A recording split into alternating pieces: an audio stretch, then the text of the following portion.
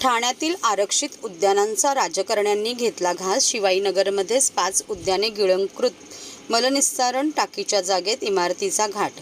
मुंबईलगत वेगाने वाढणाऱ्या ठाणे शहरात आबालवृद्ध नागरिकांना विरंगुळ्यांसाठी उद्यानेच नसल्याची धक्कादायक बाब समोर आली आहे। शिवाजीनगर येथील ठाणे महापालिकेने उद्यानासाठी आरक्षित केलेले 17,200 मीटर क्षेत्रफळाचे 5 भूखंड राजकारण्यांनी आणि लोकप्रतिनिधींनी गिळंकृत केले असून म्हाडा कॉलनीतील मलनिस्सारण टाकीच्या जागेत चक्क समाज मंदिराच्या इमारतीची घाट घातल्याचा भंडाफोड भाजपचे प्रदेश कार्यकारिणी सदस्य तथा ठाणे जिल्हा हाऊसिंग फेडरेशनचे अध्यक्ष सीताराम राणे यांनी शुक्रवारी एका पत्रकार परिषदेत केला। तसेच या आरक्षित जागांवर उद्याने उभारली नाही तर न्यायालयात दाद मागण्याचा इशारा सीताराम राणे यांनी दिला आहे। वर्तकनगर उपनजीक असलेल्या शिवाजीनगर या परिसराचे एकूण क्षेत्रफळ 1 लाख चौरस मीटर असून येथील लोकसंख्या अंदाजे 8,000च्या घरात आहे।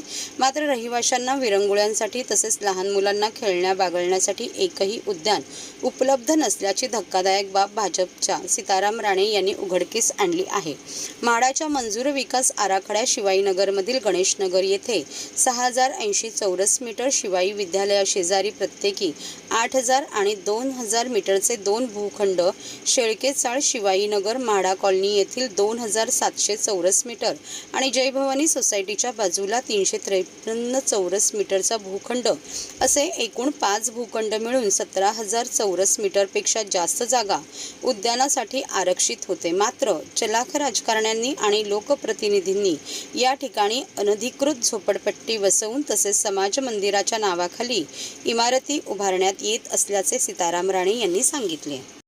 ही जागा म्हाडाची आणि शिवाजीनगर म्हाडामध्ये वसलेला आहे आणि ह्या ठिकाणी अनधिकृत काम बांधकामामध्ये हे शिवाजीनगर पूर्णपणे म्हाडाची वसाहत आहे।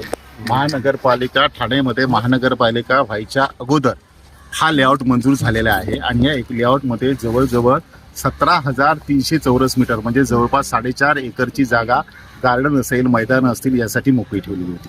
दुर्दैवाने त्यापैकी एक गार्डन आता लोकांसाठी, मुलांसाठी याच्यासाठी शिल्लक नाही।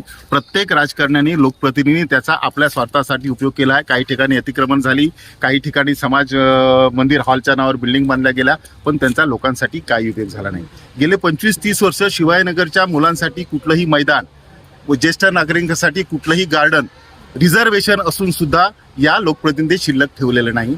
सुदैवाने लोकांच्या की ही जी ड्रेनेजची सेप्टिक टँकची जागा आहे ती म्हाडाच्या मालकीची आहे आणि सुरुवातीला महानगरपालिकेची योजना नसल्यामुळे ही म्हाडाची स्वतंत्र सेप्टिक टँकची योजना होती। महानगरपालिकेने ती योजना आखल्यानंतर हे आता बंद स्थितीत गेली 10-15 वर्ष आहे आणि या मोकळ्या जागेवर आता इथल्या लोकप्रतिनिधींचा, आमदारांचा डोळा गेलेला आहे आणि म्हणून त्यांनी आचारसंहिता लागण्याच्या पूर्वी बेकायदेशीरपणे कुठलीही मंजूर न घेता नारळ फोडलेला आहे आणि तो समाज मंदिर नावाची बिल्डिंग बांधण्यासाठी आहे आणि म्हणून इथल्या नागरिकांचा त्यासाठी तीव्र विरोध आहे। तीव्र विरोधासाठी लोकांचा वैयक्तिक स्वार्थ त्याच्यामध्ये काही नाही।